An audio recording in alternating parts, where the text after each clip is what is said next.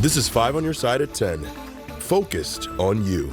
Our top story: for the second time in 2 days, a teen is shot and killed in the St. Louis area. Tonight, police are searching for the gunman who killed a high schooler in Lee May. Good evening. Thanks so much for joining us. I'm Kelly Jackson. Police say the 16-year-old died near the intersection of Regina and Horn Avenues in Lee May yesterday afternoon. New tonight, Robert Townsend talked to concerned neighbors and a community activist about the senseless violence that's claiming young lives. It's extremely disturbing. Teens in St. Louis County and City dying by gun violence. Police say around 5 Thursday afternoon, 16-year-old Logan Snyder suffered gunshot injuries and died near this intersection in Lee May. I heard a few rounds go off. Ryan Dybing lives in this South County neighborhood. But children, it really gets to you. Logan Snyder was a student in the nearby Hancock Place School District. In a statement, the district said this senseless act has left our community in mourning, and our thoughts are with the student's family, friends, and all who are affected by this loss. So it's definitely very upsetting. I know a lot of parents are talking about how safe they feel with their children moving around. 2 nights before gunshots rang out in Lee May, bullets ripped across North Broadway and Riverview in the Baden neighborhood in North St. Louis. Police say 15-year-old Jamar Hamilton of Glasgow Village was shot and killed in a gas station's parking lot. Investigators say the teen was with a group of people when they got into a shootout with occupants in another vehicle. It's not a lot for our youth to do. Thursday, St. Louis community activist Precious Jones called for an end to the teen violence. Jones also pleaded for more police to patrol the streets and communities to offer more positive alternatives to youth in hopes of keeping teens on the right paths. We need resources. It's really sad that we're constantly losing our babies at a young age. So at this point, police have not said anything about a motive for Snyder's murder. Detectives are looking for suspects and asking anyone with any information to call the St. Louis County Police Department or Crime Stoppers. In Lee May, Robert Townsend, 5 on your side. New tonight, another teen is recovering after they were shot today in North St. Louis. It happened around 3:30 this afternoon on Dr. Martin Luther King Drive by Glasgow Avenue. Police say a teen boy was shot and taken to the hospital. He was said to be conscious and breathing. No word on what led to that shooting. We are going to do everything we can to help them find their pathway, whatever it may be. The news is now spreading. More than 100 local workers at Boeing learned they're out of a job. It's part of a 17,000 employee reduction nationwide. 5 on your side's Brent Solomon is in the newsroom with a closer look at the layoffs and resources available to help. Brent. Well, you know, Kelly, we're talking about one of the largest employers in our area. Boeing boasts some 16,000 employees spanning from North County to St. Charles and into the Metro East. Now a small percentage of them are out of work a little more than a month before Christmas. You'll recall protests as recent as this month. Boeing workers demanding better pay amid furloughs, and word layoffs could be on the horizon. After reaching a deal, some 100 local workers arrived to work Thursday only to get the pink slip. We have been hearing about it for a while now. Boeing workers create several military aircraft and weapons systems. The company says a delay in the 777X commercial aircraft being delivered is to blame for cutting staff. According to our partners at the St. Louis Business Journal, 104 of the workers laid off in our area are assembly mechanics, and 7 are process mechanics who paint parts. Although it's easy to panic, experts say workers who find themselves suddenly on the job market should do this. Take a deep breath back, step back a little bit. Kenneth Riddick works with the St. Louis Agency on Training and Employment. There are various employers out there right now that I'm sure are going to be looking for them to re-employ them, and we're such a aeronautical, hub for a lot of manufacturers that there may be some opportunities immediately for some. Career coaches say sudden unemployment in some cases can lead to new paths altogether. This is an opportunity that I wouldn't have otherwise changed direction in my career, but maybe this is a golden opportunity for me to do something that I've always wanted to do. This as Boeing battles a 10% reduction nationwide. They're a good corporate citizen. They're important to our St. Louis economy. They're important to our national economy. So we have confidence that Boeing is going to come through this difficult time. The local Boeing workers will continue to get paid and receive health benefits through mid-January. By the way, anyone can come through Slate's doors and get help with resume prep and interview practice. Graduate student workers at St. Louis University voted by a landslide to join the United Auto Workers. The St. Louis Business Journal reports this would impact grad students who work as teaching and research assistants. Today's result came nearly a month after they petitioned with the National Labor Relations Board to determine if the UAW would represent them. A SLU spokesperson said once the election results are certified, the university will engage in good faith negotiations with the union to reach a contract. New tonight, the U.S. Department of Justice is now investigating Sangamon County, Illinois, following the police killing of Sonia Massey.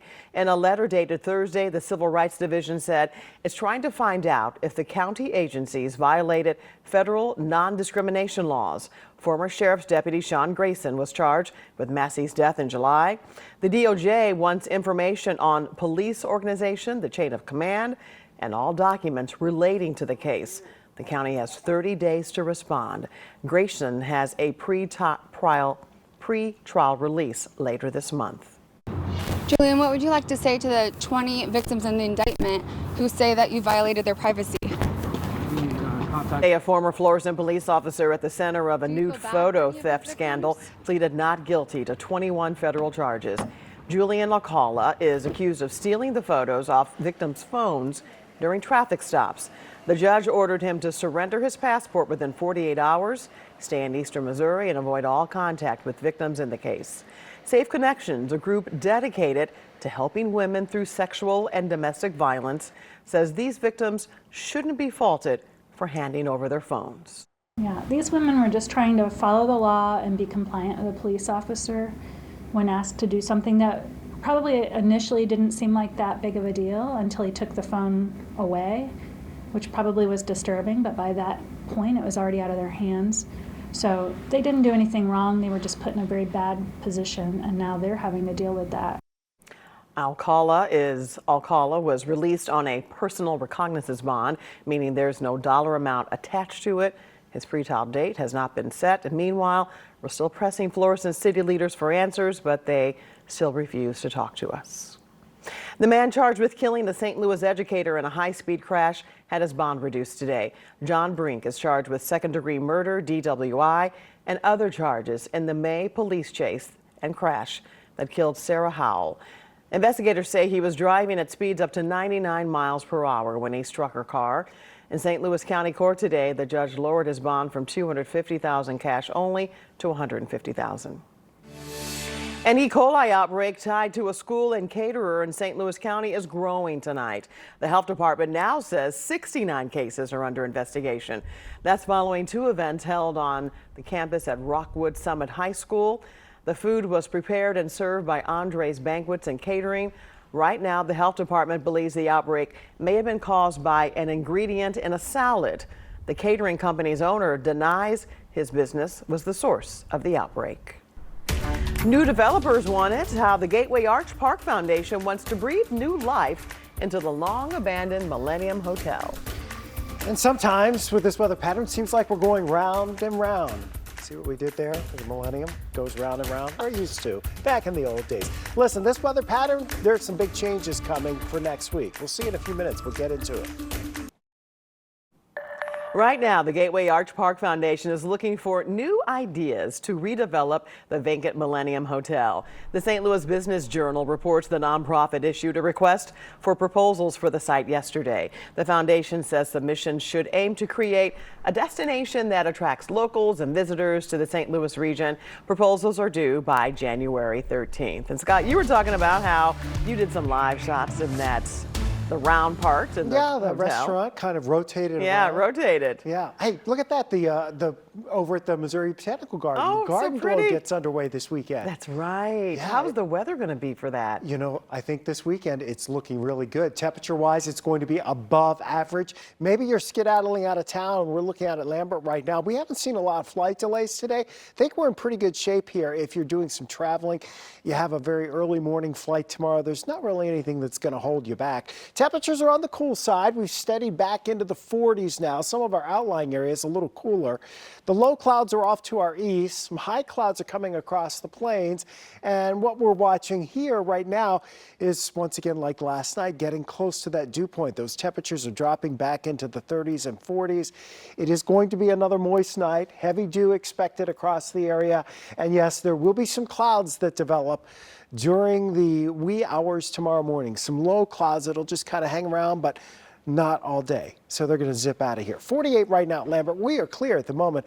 East-southeast breeze at 9. That's important. As long as that stays up, it stirs things up a little bit. So not quite as cool tonight as it was last night for most of us. But again, another chilly night. And toward daybreak, we will get a few clouds building across the region. So we're looking tomorrow morning at the clouds maybe through about 10, 11 o'clock. Then they tend to break up. Sunday will be different, though. More cloud cover Sunday.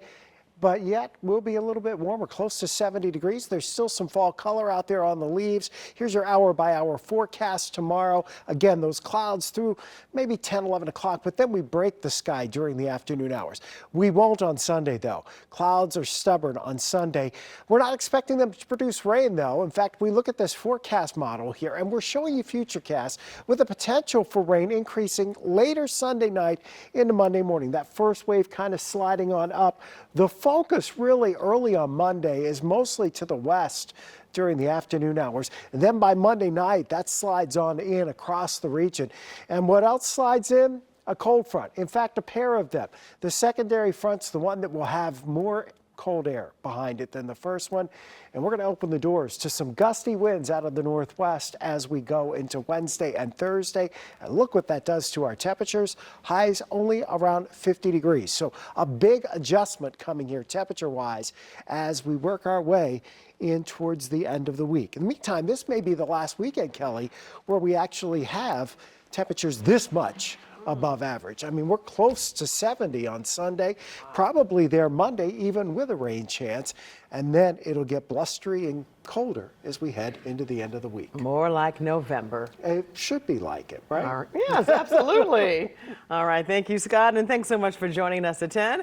Here's Corey Miller with 5 on your sideline.